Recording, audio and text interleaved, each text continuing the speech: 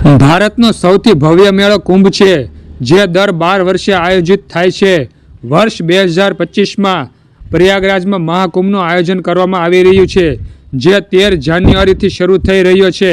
આગામી 45 દિવસ સુધી ચાલનાર મહાકુંભ પૌષ પૂર્ણિમાના દિવસે શરૂ થાય છે અને મહાશિવરાત્રિ એટલે કે 26 ફેબ્રુઆરીના રોજ સમાપ્ત થશે. હિન્દુ શાસ્ત્રમાં કુંભ મેળાને અમરત્વનો મેળો કહેવામાં આવ્યો છે.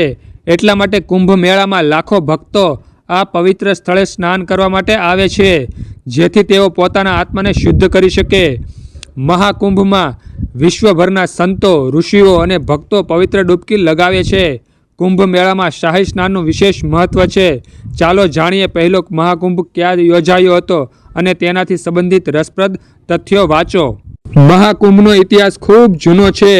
કેટલાક ગ્રંથો અનુસાર એવું માનવામાં આવે છે કે પ્રથમ કુંભ મેળો સતયુગમાં યોજાયો હતો, જેની શરૂઆત શંકરાચાર્ય દ્વારા કરવામાં આવી હતી. કેટલાક લોકો માને છે કે કુંભ મેળો સમુદ્ર મંથન પછી શરૂ થયો હતો. આ અંગે વિગતવાર માહિતી ઉપલબ્ધ નથી, પણ વિદ્વાનોના મતે કુંભની પરંપરા હજારો વર્ષ જૂની છે. પ્રાચીન શિલાલેખોમાં પણ મહાકુંભનો ઐતિહાસિક ઉલ્લેખ જોવા મળે છે. 600 BCમાં બૌદ્ધ લખાણોમાં નદીઓના મેળાઓની હાજરીના પુરાવા છે. સમુદ્ર મંથન સમયે જ્યારે દેવતાઓ અને દાનવો અમૃત કુંભ માટે લડી રહ્યા હતા, ત્યારે ભગવાન ઇન્દ્રનો પુત્ર જયંત અમૃતનો કુંભ લઈને ભાગી ગયો.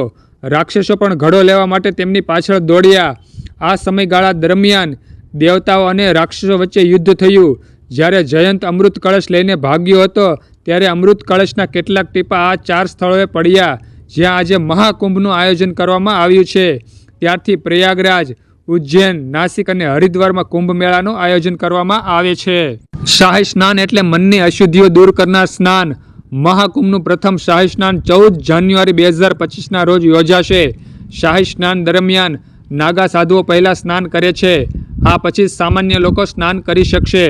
શાહી સ્નાનના દિવસે સંગમમાં સ્નાન કરવાથી અનેક ગણું પુણ્ય મળે છે.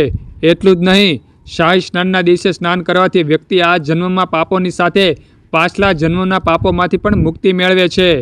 મહાકુંભમાં શાહી સ્નાનના દિવસે સ્નાન કરવાથી પિતૃઓની આત્માને પણ શાંતિ મળે છે.